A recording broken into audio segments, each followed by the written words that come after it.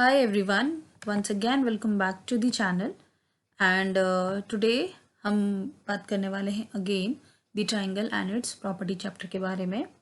और जैसा कि मैंने आपको कल की वीडियो में बताया था, लास्ट वीडियो में जो कि हमारी कल की थी, कि हम जो है आज स्टार्ट करने वाले हैं exercise 6.3 and this is going to be your part 1। तो यानी कि यहाँ पे भी जो है एक्सरसाइज 6.3 में भी आई थिंक क्वेश्चन नंबर 1 और 2 है, और 1 में जो है वो क्वेश्चन नंबर जो है वो आई थिंक 6 पार्ट है 1 में, और क्वेश्चन नंबर 2 में जो है उसमें भी 6 पार्ट है। तो लगभग ये सेम ही होने वाला है। और ये मैं आपको बता दूं कि ये क्लास 7th का है, और हम जितने भी चैप्टर्स के बारे में बात करते हैं वो सारे के सारे एनसीईआरटी बेस्ड होते हैं। तो चैप्टर 6 है ये। और एंड वन मोर थिंग जो कि आपको मैं बता दूं कि the triangle and its property chapter का पूरा एक्सप्लेनेशन वाला वीडियो ऑलरेडी चैनल पे अपलोडेड है, जिसका लिंक मैं आपको डिस्क्रिप्शन बॉक्स में प्रोवाइड कर दूंगी और आई बटन पे भी प्रोवाइड कर दूंगी। इसके अलावा एक्सरसाइज 6.2 के जो हैं वो भी मैं मे बी कुछ पार्ट डिस्क्रिप्शन बॉक्स में आपको प्रोवाइड कर दूँ। सो चलिए वीडियो स्टार्ट करते हैं। सो क्वेश्चन नंबर 1 है find the value of unknown x in the following diagrams. जो हमने एक्सरसाइज 6.2 पढ़ी थी वहाँ पे भी हमने यही किया था कि एक्स की वैल्यू निकालनी थी, तो सेम बिल्कुल वही है, एक्स की वैल्यू निकालनी है। बेसिकली ये जो जितने भी क्वेश्चन है वहाँ पे क्या होगा, हमें विद प्रॉपर्टीज़ की हेल्प होगी, यानी कि प्रॉपर्टीज़ को हम यूज़ करके वैल्यूज़ निकालेंगे। तो ये बार बार ये क्वेश्चंस को देने का मतलब ही यही है कि आपको बार बार प्रॉपर्टीज़ लगाओगे, बार बार प्रॉपर्टीज़ लिखोगे तो आपको प्रॉपर्टीज़ लर्न हो जाएंगी, and these are very very important properties. ठीक है, इससे पहले वाला जो भी हमारी पूरी एक्सरसाइज 6.2 थी, हमने हर जगह जो थी एक प्रॉपर्टी यूज़ करी थी हर क्वेश्चन के हर पार्ट में, कि जो एक्सटीरियर एंगल जो होता है उसका सम जो होता है वो इक्वल होता है इंटीरियर ऑपोजिट एंगल के बराबर।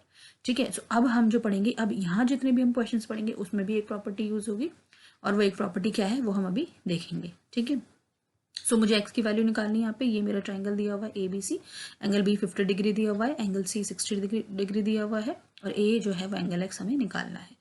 तो as we know that the sum of interior angle of a triangle is 180 degree. ये हमने प्रॉपर्टी पढ़ी हुई है ऑलरेडी पहले से, कि हमारा जो ट्राइंगल होता है इसके तीनों एंगल का सम जो होता है वो 180 डिग्री होता है। ठीक है, सो हम क्या करेंगे, अब हम देखिए ये ना प्रॉपर आपको इस तरीके से क्वेश्चन लिख के दिया हुआ है, मतलब कि आप अगर एग्जाम में भी इस तरीके से सॉल्व करेंगे ना, या अपनी बुक में भी सॉल्व करेंगे, कॉपी में भी सॉल्व करेंगे, तो आपको कोई प्रॉब्लम नहीं होगी। लाइक एक होता है कि सिर्फ एक्सप्लेन करने के लिए मैंने समझा दिया, but these are the steps, particular steps. तो आप चाहे तो इसको angle A plus angle B plus angle C भी कर इज इक्वल टू 180 डिग्री भी लिख सकते थे, या फिर आप इस तरीके से भी कर सकते हो कि जिस एंगल की मैं बात कर रही हूँ ना वो बीच में आना चाहिए बस। बाकी आप किसी भी, मान लीजिए बी ए सी लिखिए या सी ए बी। ठीक है, सो इस तरीके से आपका जो है वो बीच में एंगल आना चाहिए। ओके, सो अब देखिए हम पहले एंगल ए की बात करेंगे। तीनों एंगल का सम 180 डिग्री होता है ना, तो ये पहले हम इसकी बात कर रहे हैं, तो इसलिए हमने क्या लिखा, B A C. A angle की बात कर रहे थे इसलिए ए बीच में है। अब मुझे बी एंगल चाहिए तो बी के लिए क्या लिखूंगी मैं, ए बी सी। ठीक है, तो इसलिए A B C plus C angle चाहिए तो हम क्या लिखेंगे, बी सी ए। ठीक है, बी सी ए। ओके, सो तो इन तीनों का सम किसके इक्वल होगा, 180 डिग्री के इक्वल होगा। अब हम क्या करेंगे, इनकी वैल्यूज पुट करेंगे। तो इसकी वैल्यू तो x थी, तो इस x की जगह यहाँ पे x आ गया, इसकी वैल्यू 50 थी तो 50 आ गया। देखिए एंगल b की वैल्यू 50 थी। उसके बाद एंगल c की वैल्यू जो है वो 60 थी और इज इक्वल टू 180 डिग्री। अब x तो एज इट इज़ नीचे आ जाएगा, 50 प्लस 60 कितना होता है, 110 degree is equal to 180 degree. इसको भी हमने एज इट इज़ ले लिया। अब मुझे क्योंकि x की वैल्यू निकालनी है तो ये 180 है और 110 को हम इस तरफ लेकर आएंगे, तो ये प्लस का था तो यहाँ आने के बाद नेगेटिव का हो जाएगा, तो 180 डिग्री माइनस 110 तो कितना आया, 70। यानी कि इस x की वैल्यू कितनी हुई, 70 डिग्री।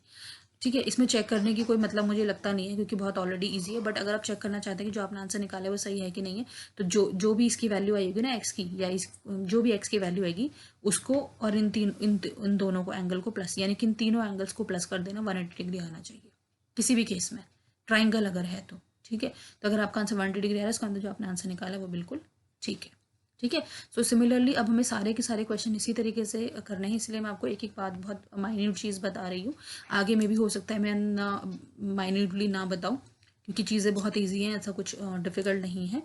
तो अगर आप सिमिलर धीरे धीरे चलेंगे तो आपको सारी चीज़ें समझ में आ जाएंगी। चलिए चलते हैं सेकेंड पार्ट में।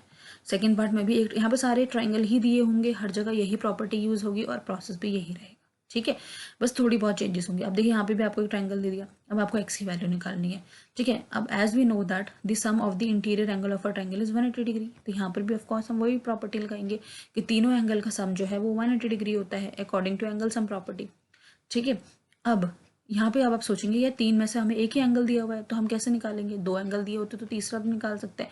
लेकिन मैंने आपको ये पहले भी वीडियोस में बताया हुआ है कि कहीं पे भी अगर कॉर्नर्स पे इस तरीके के इस तरह का बॉक्स बना हुआ है तो इसका मतलब वो एंगल 90 डिग्री शो कर रहा है, भले वहाँ पे नहीं लिखा हो, बट आपको ये ले लेना है कि दिस एंगल इज 90 डिग्री। इसको बनाने का मतलब ही यही होता है कि वो 90 डिग्री एंगल है।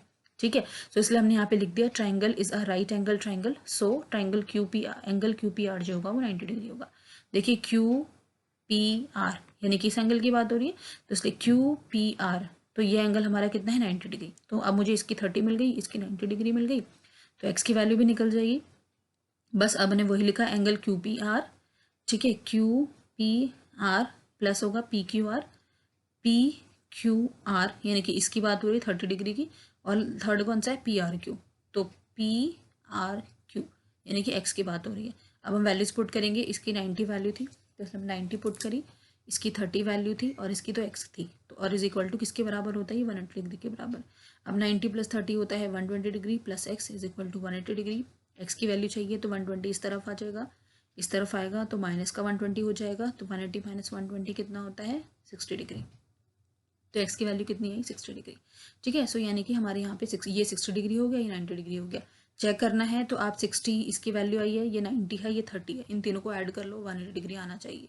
अगर आपका 180 डिग्री आता है तीनों का सम, तो इट मीन्स आपने जो आंसर निकाले वो एब्सोल्युटली फाइन है। वैसे क्योंकि इतने ईजी क्वेश्चन है यहाँ पे चेक करने का नहीं है, बट फिर भी आपको डाउट लगता है तो आप इस तरीके से सॉल्व कर सकते हैं।